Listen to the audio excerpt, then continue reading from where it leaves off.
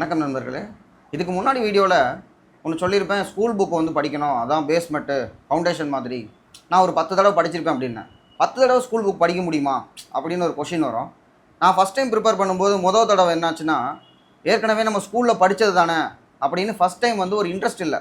வழக்கமாக எதை புதுசாக பண்ணாலும் ஒரு எக்ஸைட்மெண்ட் இருக்கும்.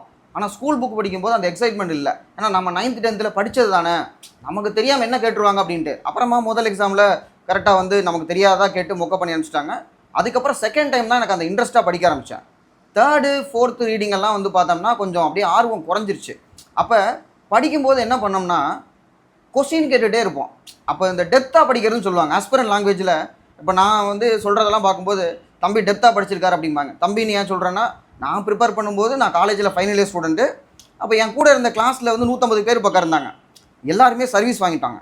இப்போ எங்கள் பேட்ச்லேயே வந்து 2012 ஒரு பழனி, திண்டுக்கல், கரூர், திருப்பூர், சுத்துப்பத்தில் எந்த கவர்மெண்ட் ஆஃபீஸ் போனாலும் அங்கே வந்து எனக்கு ஒரு அண்ணனோ அக்காவோ இருப்பாங்க. ஏன்னா எங்கள் கூட படித்தவங்க என்னோடய சீனியர் அந்த மாதிரி இருக்கக்கூடியது. இப்போ போனோன்னா இந்த லாஸ்ட் 2 வருஷத்தில் தான் தம்பிகளும் தங்கச்சிகளும் உள்ளே போக ஆரம்பிச்சிருக்கீங்க. ஸோ அப்போ நாங்கள் என்னென்னா டெப்த்துங்கிறது நாங்கள் வட்டமாக உட்காந்துட்டு கொஸ்டின் கேட்போம். ஒருத்தர் வந்து ஸ்கூல் புக்கு நல்லா எல்லாருமே படிச்சிருப்போம். யாராவது எங்கள் சாரு கிளாஸ் எடுக்கிறவங்கலாம் எக்ஸ்ட்ரா புக்கு படிச்சுட்டு வந்து அவங்க வந்து இதெல்லாம் புக்கில் இல்லைன்னு அதை மட்டும் எங்களுக்கு சொல்லி தருவாங்க. அப்போ கொஸ்டினாக போவோம். நாங்கள் கொஸ்டின் கேட்கும்போது அந்த டெப்த்து வரும். எடுத்த உடனே நம்ம வந்து ஏதாவது ஒரு ரெஃபரன்ஸ் புக் எடுத்து, இப்போ லக்ஷ்மிகாந்த் புக்கெல்லாம் நான் வந்து ஃபுல்லாக படித்ததே கிடையாது. ஆனால் லக்ஷ்மிகாந்த் புக்கை நான் படிப்பேன். முழுசாக படித்ததில்லை. ஸ்கூல் புக்கு மாதிரி அட்டை படிக்க முடியாது. ஸ்பெக்ட்ரமும் அதே மாதிரி தான். இல்லை வந்து எக்கனாமிக் வந்து நம்ம ஒரு ரமேஷ் சிங் புக்கு படித்தாலும் எந்த ரெஃபரன்ஸ் புக் இருந்தாலும் ஒரு கொஸ்டினை பார்த்து அந்த கொஸ்டினுக்கான ஆன்சரை தொலைவிட்டு கொஞ்சம் கொஞ்சமாக போக முடியும். நம்ம அந்த அசம்பிளியில் சப்ளிமெண்ட்ரி கொஸ்டின் கேட்பாங்களா, துணை கேள்விகள், அந்த மாதிரி ஒரு கேள்வி கேட்டு அந்த கேள்வியை பிடிச்சி அப்படியே கேட்டுகிட்டே போனால் தான் நமக்கு வந்து ஆர்வம் வரும்.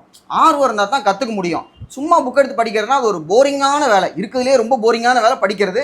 ஏன்னா ஒரு சினிமா பார்க்கும்போது நம்ம ஆர்வமாக பார்ப்போம். படிக்கிறதுல அந்த ஆர்வம் வராது. படிக்கிறதுல ஆர்வம் வரணும்னா யாராவது கேட்கணும், இல்லை நம்ம ஒரு டெஸ்ட் எழுதணும், அப்போ தான் ஆர்வம் வரும். இல்லாட்டி என்றைக்கோ நடக்கிற பரீட்சைக்கு இன்றைக்கி நம்ம வெறியாக படிக்க மாட்டோம். ஸ்கூல் படிக்கும்போது ஒரு வாரம் படிப்போம்.